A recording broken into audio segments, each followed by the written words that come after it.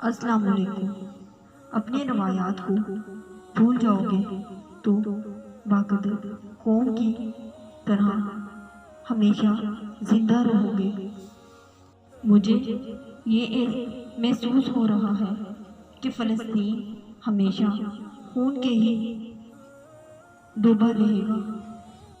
دو قسم کی لعنتوں سے بچو، اول مایوسی، دوم عیاشی۔ اچھے تعلقات کی طاقت کا اندازہ تب ہوتا ہے جب انہیں چھوڑنے کی کوشش کی جائے۔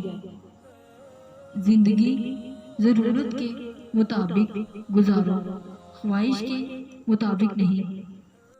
آزادی کا دن غلامی کے سکون سے بہتر ہے۔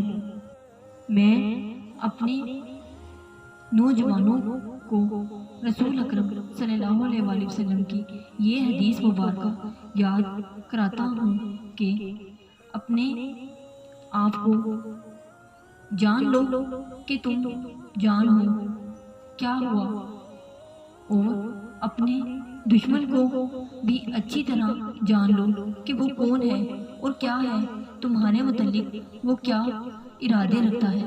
ہمارے زوال کی وجہ سے تخت و تاج کا نشہ اور جواہرات کی محبت ہے۔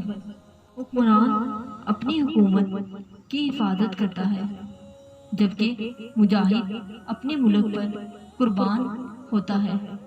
قوم کی مظلوم بیٹیوں کو بھول جانے والوں کی قسمت میں صرف کفار کی غلامی ہی آتی ہے۔ یہ اصول قرآن پاک نے دیا ہے، جنگ لڑو، اور یہ نہ تو جنگ کی تیاری کرو۔ جس قوم کے نوجوان بیدار ہوئے اس قوم کی کوئی بھی شکست نہیں دے سکتا۔ یاد رکھو، ایک غدار اپنے قوم، ملک اور قوم کو شکست کی ذلت میں ڈال سکتا ہے۔ اپنی زبان کو سلام کرنے کا عادی بنا لو، اس سے دوست بڑھتے ہیں اور دشمن کم ہوتے ہیں۔ تیری قسمت کا لکھا تجھ سے کوئی لے نہیں سکتا۔